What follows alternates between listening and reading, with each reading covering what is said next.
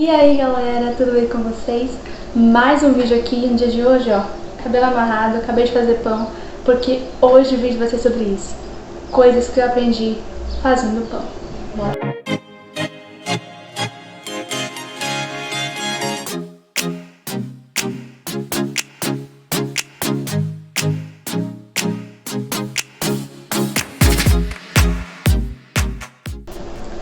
Bom, e antes de a gente começar esse assunto, para quem não me conhece, meu nome é Giovana. Eu falo aqui na internet a respeito de Jesus Cristo e do Evangelho da Palavra de Deus, da Palavra Sagrada, da Bíblia. Vem aqui e se inscreva no canal para você não perder nenhum vídeo a mais e fazer parte deste grande agrupamento de pessoas que estão sendo alcançadas através da internet pela Palavra do Senhor Jesus Cristo, tá bom? Também confira se você não está me seguindo no Instagram e já comece a me seguir a partir de agora para você conferir todas as postagens por lá também, tá bom? No finalzinho de tarde, nossa, tá uma delícia comer um pãozinho agora, tudo de bom. Eu espero com certeza te inspirar de alguma forma para que você possa ir com os meus aprendizados também desenvolver atividades do seu dia a dia para que você também possa aprender. Uma coisa que também é muito valiosa é que tudo que a gente faz no nosso dia tem um aprendizado. Tudo que acontece ao nosso redor tem um aprendizado. Então vem aqui nos comentários e coloque o aprendizado que você teve no dia de hoje. Vamos gostar muito de saber o que você tem aprendido no dia de hoje. Então, gente, aprendizados que eu tive, que eu obtive ao fazer pão durante 30 dias. E o primeiro aprendizado, desde o momento que eu pego os ingredientes para poder fazer essa receita do pão, é exatamente sobre isso. Se você não tiver, eu percebi que se a gente não tiver os ingredientes certos, obviamente não vai sair aquilo que a gente deseja.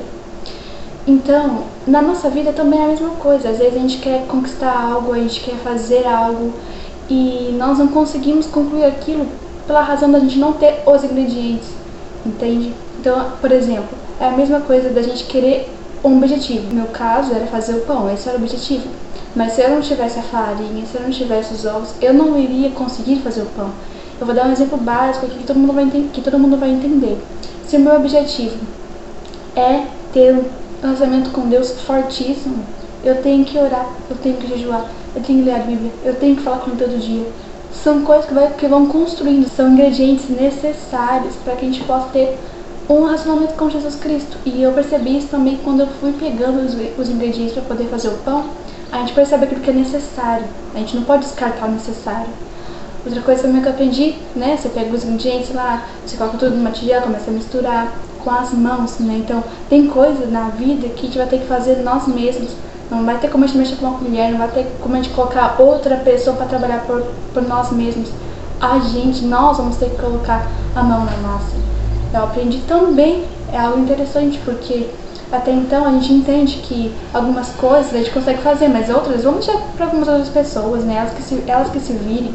Tem muita gente que pensa dessa maneira, mas gente, às vezes a atitude que está faltando é a nossa atitude, sabe? Não é a atitude do outro, é a nossa, de contribuir. Então é você colocar a mão na massa para você poder fazer, é você estar em contato com aquilo que você precisa fazer, né? Senão, no estalar de dedos, nada vai acontecer, o pão não vai crescer no estalar de dedos. Outra coisa também que eu aprendi, depois de colocar todos os ingredientes à mesa, começar a misturar aqueles ingredientes e saber o quão necessário cada um é, né, para que o pão saia da forma correta, para que tudo saia da forma como a gente deseja, eu também aprendi a você desenvolver um hábito, um bom hábito. É preciso que você prossiga fazendo várias vezes, repetidas vezes aquilo, até que se torne para você um hábito, né? Então, nesse caso, por exemplo, até eu me acostumar a saber qual é a textura certa do pão, em qual momento ele está pronto para eu poder sovar ele, tudo isso eu consegui perceber durante tempos, depois de tempos. Então, assim, a gente às vezes precisamos sim passar por testes, né, para sermos avaliados, para que a gente possa entender qual a textura das coisas. Como nesse caso, textura para poder colocar o pão para assar, ou mesmo textura para poder saber se é a hora de sovar o pão. Tudo isso a gente aprende se acostumando, então até que isso vira um hábito. Outra coisa que eu aprendi, e se você está gostando aqui das dicas que eu estou dando, dos aprendizados que eu estou compartilhando com você, então vem aqui, se inscreva no canal, curta bastante esse vídeo, para que esse vídeo possa alcançar várias e várias pessoas, tá bom? Outra coisa que eu também aprendi, e isso eu acho muito legal, eu coloco isso na minha vida muito forte, é o valor da espera, né? Quando a gente, no meu caso, eu faço pão, sovo ele, então depois de sovado a massa, eu deixo o pão para repousar, para descansar. E isso demora cerca de 30, 40 minutos para que ele possa crescer. Porque se a gente coloca o pão, isso aconteceu uma vez comigo, gente, foi sem querer. Eu acabei colocando o pão pra dentro do forno e sem querer acabei ligando ele. Não percebi que estava na tomada. Nem vi que estava ligado o forno. Então começou a esquentar o pão, o pão ficou assado, mas não tinha crescido. E aí naquele dia aquele pão ficou pesado, né? Porque não cresceu, não fermentou. Então naquele dia também eu deixei isso escapar, mas aí isso virou pra mim um aprendizado. Uma coisa que vale ouro pra mim, que é o valor da espera. Às vezes a gente vai estar, a gente não vai estar prestando muita atenção, mas a gente precisa entender o valor da espera.